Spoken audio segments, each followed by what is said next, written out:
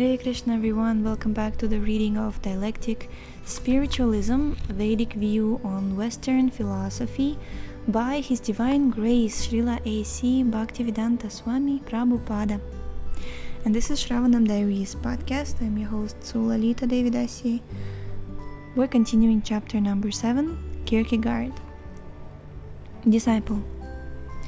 Kierkegaard thought that because God sees, in quote, everything as equally important and equally insignificant, he can only be interested in one thing, obedience.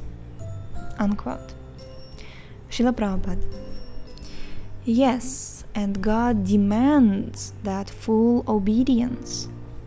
Sarva dharman parityajya mamikam sharanam vraja. Our primary obedience should be to the Supreme Personality of Godhead, and we should obey the spiritual master because he is the representative of God. If a person carries out the orders of God, he can become a spiritual master or a guru. A guru does not manufacture anything. He simply presents what God speaks in the scriptures.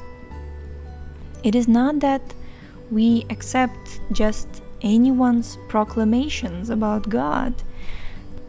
Statements must be corroborated by the standard scriptures. Disciple. Kierkegaard said, quote, as an act of worship offered to God, we should renounce everything. Unquote. Srila Prabhupada. Worship begins with the renunciation of ulterior motives. Our only business is to love God, and the first-class religious system teaches its followers to love God without ulterior motive.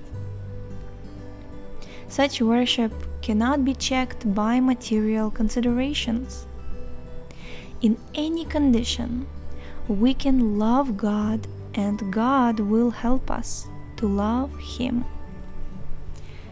Chapter 8. Schopenhauer.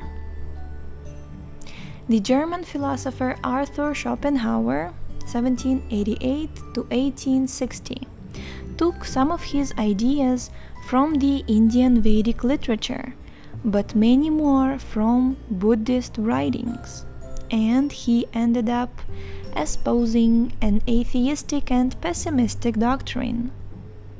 Srila Prabhupada shows how his idea of nirvana, extinguishing one's will, is self-defeating and ultimately impossible to achieve.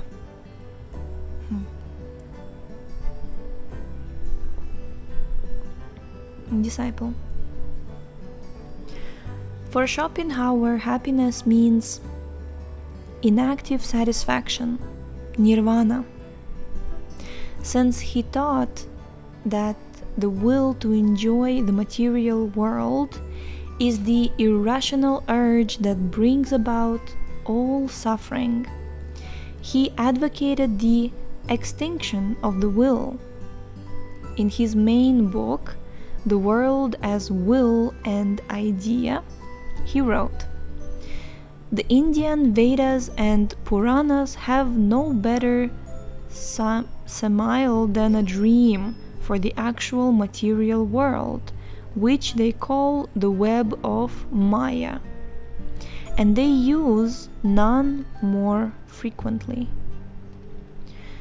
From this, Schopenhauer concluded, life is a long dream. What is this world of perception but my idea? He goes on to conclude that life is a projection of the will. Srila Prabhupada. Yes, material life is a projection of the material will or material desire. And nirvana means that material desires are finished.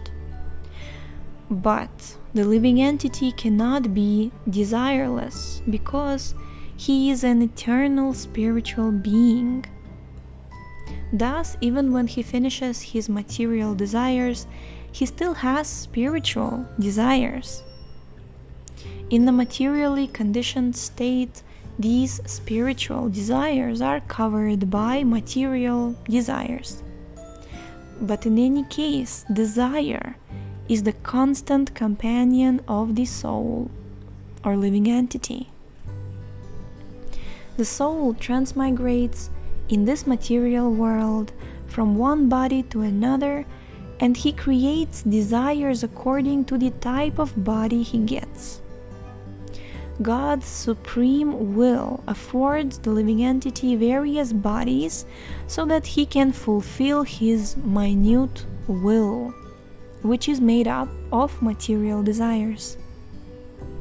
In other words, the living entity wills something, and the supreme will, God or Krishna, understanding the finite will of the living entity, gives his facilities to fulfill his particular desire. In this way, the will of the living entities is the cause of this material existence. However, Schopenhauer was wrong in thinking that you can become happy by extinguishing your will. Since you are a living entity, living being, you must always have desires. If your desires are stopped, you become like a stone. So instead of trying to put an end to all desire, you should try to cleanse the diseased form of desire. Sarvapadhi vinirmuktam. That cleansing process is Krishna consciousness, bhakti. Presently, our desires are desires of the body.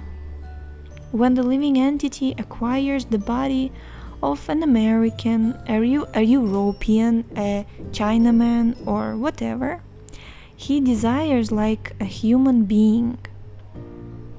When he changes his body to that of a dog, he spends his time barking. According to his desires, he has received a particular type of body. But these desires are temporary, and thus the living entity moves from one body to another. Because he is materially covered, he considers the temporary world to be reality. But because it is constantly changing, it is not. Therefore, in one sense, this material world is all a dream. Disciple. And trying to enjoy this dream is the source of frustration. Srila Prabhupada. Yes, because it is a fact that we cannot fulfill our material desires which come and go like dreams. All material activities, subtle or gross, are manifestations of various dream-like desires. Therefore, the impersonalistic Mayavadi philosophers say, Brahma Satyam Jagan Mithya. The dreamer is a fact, but the dream is false. Our Vaishnava philosophy agrees that the dreamer is the factual, living entity. But we say that the dream of this material world is not false, but temporary. Therefore, the dreamer has to come to the real, eternal, spiritual platform so that his flickering material dreams can be extinguished. As explained in the Narada Pancharatra, Sarvapadhi vinirmuktam tatparatvena nirmalam Hrishikena Hrishikesha Sevanam Bhaktiruchyate. Quote, Bhakti, or devotional service, means engaging all our senses in the service of the Lord, the Supreme Personality of Godhead, the Master of all the senses. When the spirit soul renders service unto the Supreme, there are two side effects. He becomes free from all false material designations, and his senses become purified. When one abandons the dream and awakens to reality, that is Krishna consciousness or bhakti. Disciple, then will or desire can never be annihilated. Srila Prabhupada. No.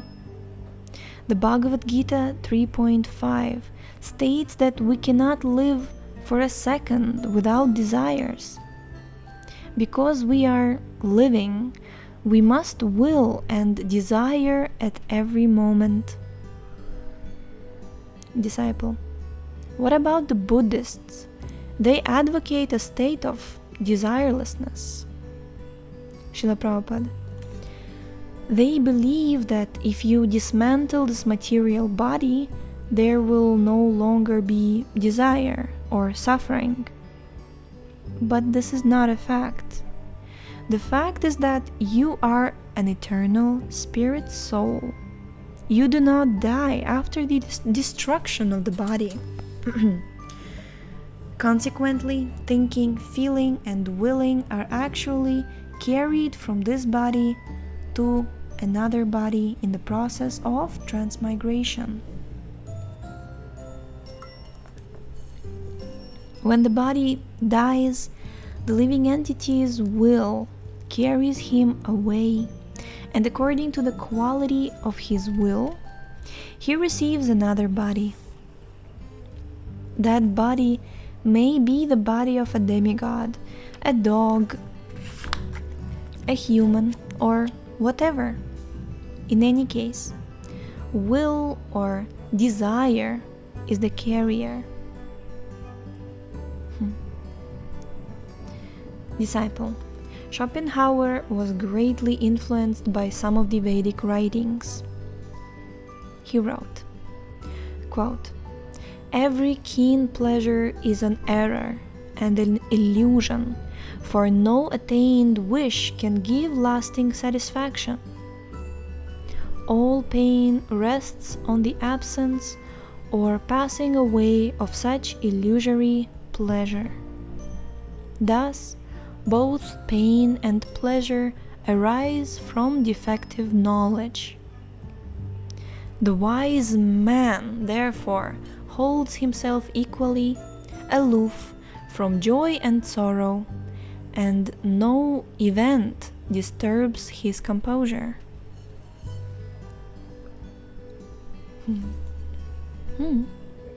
Srila Prabhupada. In this material world, people say, this is good and that is bad. But actually there is no question of good and bad, because everything material is on the temporary platform. Also, the Bhagavad Gita states that the pains and pleasures experienced in the material world do not touch the spirit soul. When a spirit soul is under the illusion that he is his material body, he becomes concerned with the body's pains and pleasures, because he thinks that those pains and pleasures are his. But this is not a fact. Therefore, Krishna advises, Matra sparshastu kaunteya shitoshna sukha dukha daha agamapayino nityastam stitikshasva bharata. Quote, O son of Kunti, the non-permanent appearance of happiness and distress and their disappearance in due course are like the appearance and disappearance of winter and summer seasons. They arise from sense perception, O sign of Bharata, and one must learn to tolerate them without being disturbed. Unquote, Bhagavad Gita 2.14. Since pleasures and pains come and go in due course, they are not the reality. So why bother about them?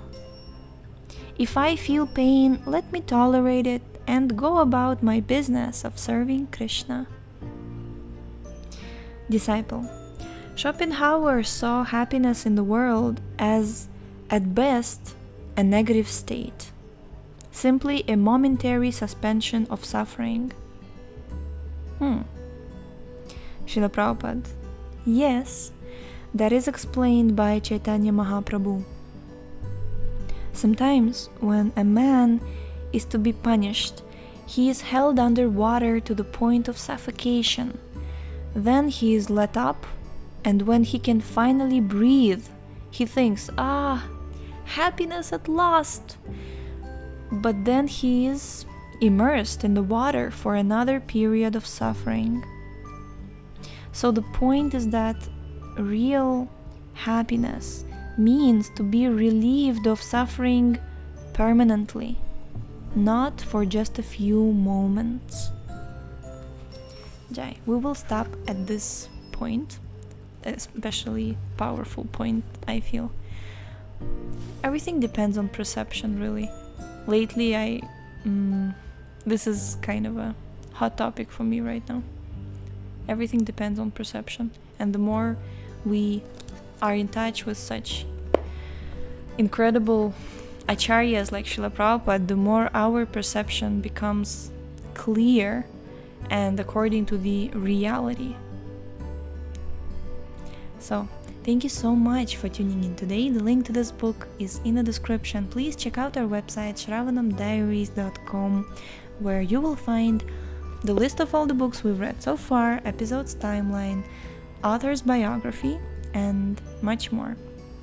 Yes, so read this book along with us and share it with your friends, and we shall see you next time. Hare Krishna.